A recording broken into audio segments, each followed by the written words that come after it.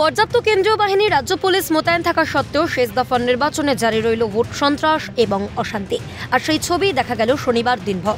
তালিকায় কলকাতা দক্ষিণ লোকসভা কেন্দ্র, নিজের বাড়ির সামনেই ভোট কেন্দ্র, আর সেখানেই ভোট দিতে গিয়ে রীতিমতো হেনস্থার শিকার হলেন পরিচালক অনিক দত্ত। অভিযোগের তীর সেই শাসক দলের দিকেই।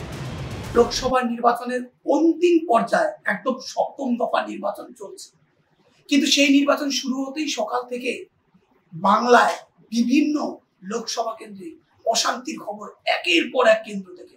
অভিযোগ উঠছে শাসক দলের বিরুদ্ধে, বুথ জ্যাম থেকে শুরু করে বিভিন্নভাবে ভুয়ো ভোটার এবং ভোটারদের ভোট না দিতে দেওয়া, বাধা প্রদান করা, সাধারণ মানুষকে ভোট না দিতে দেওয়ার অভিযোগ উঠছে এ রাজ্যের বিভিন্ন লোকসভা কেন্দ্র থেকে।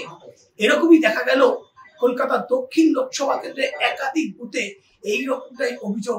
তৃণমূল মমতা, অভিষেক, মমতা ব্যানার্জি, অভিষেক ব্যানার্জি, মালা রায়, এদের সকলের ছবি দিয়ে তাই বললাম এরকম করা কি ইয়ের মধ্যে, মানে নিয়মের মধ্যে আছে। তখন উনিই বললেন যে ইলেকশন কমিশনের ভালো, উনি খুব কাজ করছিলেন, তিনি বললেন মোটেও ঠিক না, আর এই দুটো কেন আপনারা করেছেন। তখন আমি আর দীর্ঘায়িত করবো না, কিছু খুব ছেদ যুক্তি দেওয়ার চেষ্টা করছিলেন।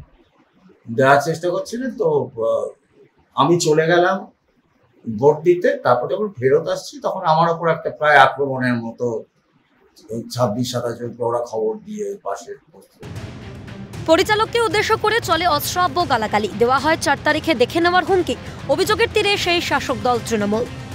এবং অশ্রাব্য গালাগালি, ইঙ্গিত, খেলা হবে। তো আমি বললাম যে খেলাটা আরম্ভ করুন, কারণ আপনি বলেই যাচ্ছেন খেলা হবে, আরম্ভ করুন। কোথায় মারবেন, কিভাবে মারবেন, আমার বেশিক্ষণ মারতে হবে না, বয়স হয়ে গেছে, হয়তো মরেই যাবে, তো আরম্ভ করে দিন। তো তাতে দেখলাম ওরা হাত চালাবে না, কিন্তু খালি বলছে 4 তারিখে দেখে নেবো, এখানে কি করে থাকো, 4 তারিখে দেখে নেবো, 4 তারিখে দেখে নেবো। পরিচালকের হেনস্থার খবর পেয়ে তার বাড়িতে আসেন কলকাতা দক্ষিণের বাম প্রার্থী সায়রা শাহ হালিম। জানালেন নিজের পছন্দে ভোট দেওয়া প্রতিটি মানুষের গণতান্ত্রিক অধিকার, যেখানে তৃণমূল বারে বারে তা হরণের চেষ্টা করছে।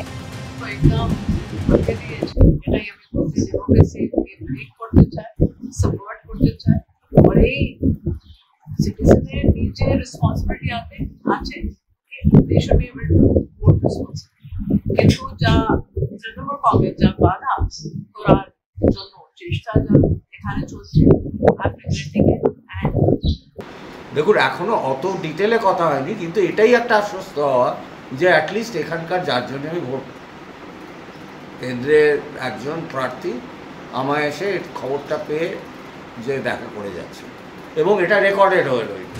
তাহলে কি বাংলায় মানুষের গণতান্ত্রিক অধিকার খর্ব করার চেষ্টায় রাজ্যের শাসক দল? ইঙ্গিত অন্তত সেই দিকেই। ক্যামেরায় বাবু মল্লিকের সঙ্গে সুবীর দাস ও দেবকুমার দেওয়ার রিপোর্ট, ক্যালকাটা নিউজ।